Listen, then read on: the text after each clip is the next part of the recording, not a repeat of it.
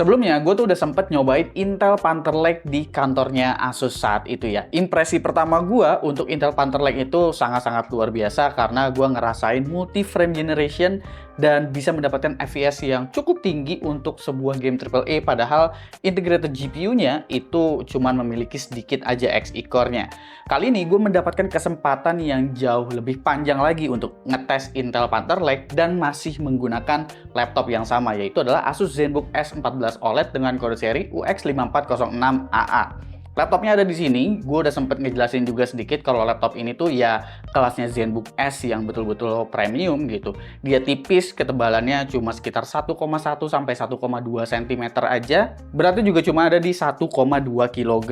Build quality-nya ini juga sangat-sangat premium dan udah berstandar militer dengan sertifikasi USD Military Grade 810H. Tampilannya nggak neko-neko, cuma polos begitu aja. Ini yang warna grey, ada juga yang versi warna putihnya. Cuma ada logo ZenBook aja di bagian tengah, itu juga kecil, jadi laptop ini nggak kelihatan nyentrik sama sekali untuk sebuah laptop yang kelasnya flagship atau premium. Bagian keyboardnya tentu nggak full size karena laptop ini ukurannya 14 inch, tapi ukuran keycaps-nya untuk bagian huruf itu besar-besar semua terkecuali di bagian F1 dan juga di bagian arrow key-nya. Touchpad-nya ini cukup lebar ya, tapi nggak ada gimmick apapun yang diberikan sama Asus di sini untuk touchpad-nya. Di bagian I/O-nya juga udah cukup lengkap, walaupun ini laptop yang tipis, HDMI masih tetap disediain di sini, bahkan Thunderbolt 4 itu disediain 2 biji di sini. Yang nggak ada sebetulnya hanya card reader aja. Padahal laptop ini layarnya itu udah mendukung banget untuk konten kreator yang memang membutuhkan file dari kamera, misalnya untuk editing video atau untuk editing foto. Layarnya ini udah touchscreen berukuran 14 inch beresolusi 3K OLED panelnya, atau resolusinya itu 2880x1800. Refresh rate-nya itu di 120 Hz, Phantom validated, dan udah 100% DCI-P3. Ini juga udah HDR True Black 1000 ya, jadi peak-nya itu ada di 1000 nits. Laptop ini udah memiliki NPU, jadi untuk webcam-nya itu udah bisa pakai Microsoft Studio Effect ya, untuk background blur, automatic framing, dan lain sebagainya. Untuk kualitas webcam-nya kalian nilai aja sendiri, karena saat gua ngerekam kayak gini sih kualitasnya ya kelihatan bagus-bagus aja. Intel Panther Lake kali ini memberikan NPU yang cukup besar ya, up to 50 TOPS, sehingga laptop ini juga udah tersertifikasi dengan Copilot Plus PC, alias yang nggak cuma fitur-fitur AI bawaan Microsoft yang jalannya itu lewat cloud, tapi yang jalannya lokal juga udah bisa dijalanin di laptop ini, baik itu bawaan dari Microsoft ataupun software-software utilities yang diberikan oleh Asus yang memang memanfaatkan NPU-nya. Prosesor yang ada di sini tuh Intel Core Ultra 9 386H. Sebetulnya ini adalah versi salah satu yang tertinggi, tapi secara config sebetulnya nggak yang paling tinggi mentok banget gitu.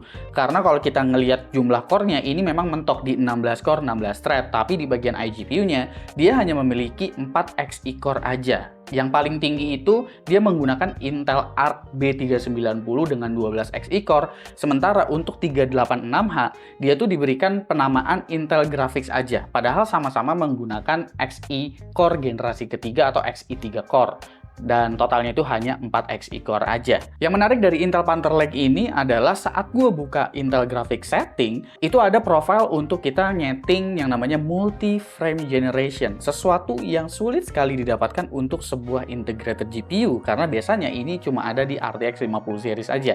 Tapi ini iGPU bisa jalanin multi-frame generation selama gamenya itu udah mendukung upscaling dari Intel XeSS. Selebihnya, laptop ini tuh menggunakan memori dengan kapasitas 32 GB LPDDR5X, lalu untuk SSD-nya itu 1 TB NVMe PCIe Gen 4, Wi-Fi-nya udah Wi-Fi 7 dengan Bluetooth versi 6, webcamnya Full HD, include juga dengan Windows 11 plus Office Home Student. Nah, mengenai opsi upgrade-nya, tentu ini opsi upgrade-nya akan sangat-sangat minim sekali. Pertama, karena memorinya menggunakan LPDDR5X yang berarti udah disolder, dan slot SSD-nya itu hanya ada satu aja. Kalau diperhatiin bagian dalemannya, itu sebagian besar justru ada di baterai ya. Ukuran motherboard-nya pun kecil banget, jadi di bawah keyboard ini ya paling banyak itu kelihatannya ya ukuran baterainya. Karena baterainya ini juga cukup besar ya untuk sebuah laptop 14 inch di 77 Wh, dan ini bisa mencapai angka sekitar 18 jam saat gua ngetes video playback dengan WiFi aktif. Jadi ya bisa dibilang daya tahan baterainya ini sebetulnya nggak jauh berbeda dengan Intel Core Ultra Series 2. Tapi dari segi performance ya nanti kita bakalan lihat peningkatannya sejauh apa. Utilities ada My Asus ya, yang mana kalian bisa mengatur profile power performance di sini. Lalu untuk fitur-fitur AI bawaan seperti AI noise cancelling, OLED care juga disediain, dan macam-macam semuanya bisa diatur lewat My Asus ini. Semua pengujian gue itu menggunakan mode performance atau menggunakan mode yang paling kencangnya di laptop ini. Dan saat gue stress test untuk CPU temperatur ini sebenarnya di awal-awal cukup tinggi ya, karena hampir menyentuh ke TJ Max. Tapi memang Asus di sini memberikan turbo boost yang ternyata juga sangat-sangat tinggi di 65 watt lebih untuk turbo boostnya. Tapi itu hanya berjalan sekitar 1 menitan aja, setelah itu dia bakalan sustain dan suhunya bakalan adem. Performance CPU sih sebetulnya nggak terlalu berbeda jauh ya, dengan 16 core di sini multicore-nya itu dapat di sekitar 15 ribuan konstan, dengan single core di sekitar 2086 sampai dengan 2100. Paling tinggi banget itu peak-nya ada di sekitar 16 ribuan lah untuk Cinebench R23 multicore. Tapi menurut gua prosesor ini tuh yang superior tuh bukan di bagian CPU-nya, karena yang superior itu sebetulnya ada di bagian iGPU-nya, karena ya secara fitur kayak encoder itu udah sangat-sangat lengkap, dan kemampuan AI-nya juga bisa dibilang cukup baik. Kayak misalkan di sini gue jalanin LM Studio dengan DeepSeek R1 atau Qwen 3 dengan parameter 8 billion, gue masih bisa dapetin di angka 14,46 token per second, padahal ini hanya 4 Xe core, itu sangat-sangat baik sekali.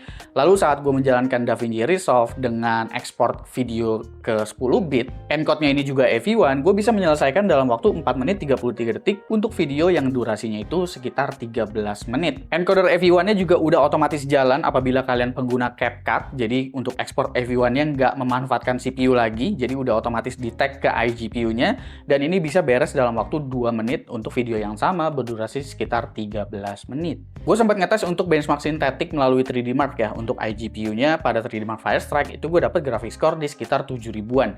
Kelihatannya kayaknya angkanya tuh kayak nggak tinggi gitu. Tapi ingat, si Intel iGPU-nya ini, Intel Graphics-nya itu memiliki beberapa fitur seperti Intel XeSS yang udah menggunakan AI upscaler-nya, lalu memiliki multi frame generation juga, dan memiliki fitur untuk low latency. Sehingga ketika kita bermain game dengan resolusi Full HD misalnya, dengan preset semuanya tentu rata kiri di sini, karena iGPU ini levelnya bukan yang paling atas juga gitu. Bahkan gue pada game Cyberpunk 2077 bisa mendapatkan rata-rata di 135 fps, tentunya ini dengan multi frame generation kali 4 ya.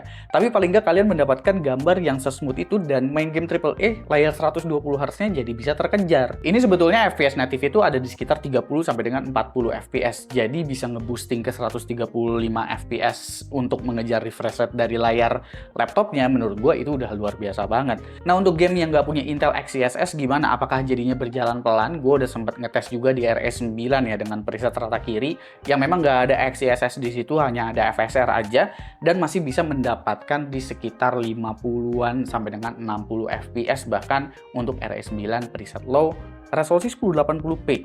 Jadi ini berpotensi sekali iGPU-nya untuk dipakai gaming sebetulnya. Pada Hogwarts Legacy juga ini lancar banget, dengan MFG kali 4 bisa dapat di 120 fps, itu berarti ya udah sangat-sangat luar biasa, karena FPS native-nya itu udah jalan di sekitar 30-an cuy. Buat scene kompetitif kayak Valorant misalnya, itu untuk rata-rata FPS-nya gue bisa dapetin di 276, ini juga udah lumayan banget sih untuk ukuran Valorant. 1% low frame rate-nya juga bahkan masih cenderung baik ya di 169 fps, yang berarti untuk 120 Hz itu udah sangat-sangat aman. Terakhir ialah bagian SSD-nya. Untuk OEM SSD yang ada di laptop ini itu bawaannya ialah dari Samsung, dan kecepatannya ada di angka 7 GB per second untuk kecepatan read, dan kecepatan write-nya di sekitar 5,7 GB per second untuk kecepatan read sekuensial dan juga write sekuensialnya. Jadi ini SSD yang juga udah cukup baik disematkan di laptop ini. Nah, bagaimana dengan harga dari ZenBook S14 OLED yang satu ini? Harga resminya sendiri ada di Rp33.999.000 ya. Itu bergaransi resmi selama 3 tahun ya, internasional, dan kalian juga bakalan mendapatkan Accidental Damage Protection, termasuk juga dengan Asus Premium Service. Dan menurut gue pribadi, Intel Panther Lake ini memang sangat-sangat menjanjikan ya. Bayangin aja, segini tuh level iGPU yang cuma punya 4 Xe core aja. Ada lagi di atasnya Core Ultra X9, itu yang pakai 12 Xe core alias B390. Nggak kebayang kayak apaan. Belum lagi akselerator kayak encoder yang selalu well optimized juga di Intel. Dan efisiensi yang masih dijaga juga ternyata dari generasi sebelumnya. Saat ini memang baru ada di laptop kelas premium seperti ZenBook ini. Tapi gue sih berharap ke depannya ini bisa diimplementasikan juga dalam sebuah handheld gaming, kayaknya menarik kali ya. Gue juga pastinya nungguin untuk Intel Panther Lake ini bisa diturunkan juga ke level-level laptop yang kelasnya itu lebih entry. Kalau misalkan dimasukin ke ZenBook, ya overall semuanya jadi kelihatan ya bagus-bagus aja, dan ZenBook sejauh ini memang selalu memberikan kualitas yang baik juga. Kira-kira menurut kalian gimana untuk Intel Panther Lake? Silahkan komen di bawah dan kasih pendapat kalian masing-masing. Jangan lupa subscribe Gosuki, dan seperti biasa sampai jumpa di lain kesempatan.